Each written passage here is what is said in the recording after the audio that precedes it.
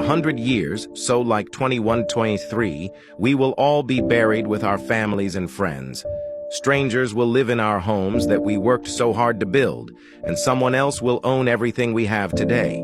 Most of our possessions will be given away or thrown out and destroyed, including the car that we spent our fortune on, and will probably be scrapped.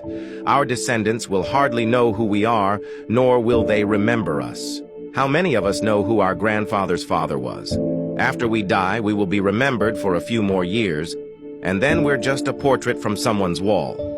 And a few decades later, our history, photos, and deeds disappear into histories of oblivion. We won't even be memories.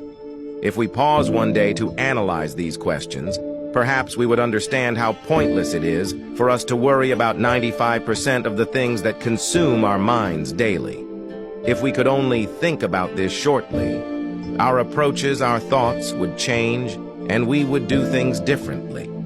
Perhaps we would feel more free to enjoy ourselves and our lives that we're living. Take these thoughts into the rest of your day this week, this year. And remember this saying, if it's not going to matter in 5 years, don't spend more than 5 minutes being upset by it.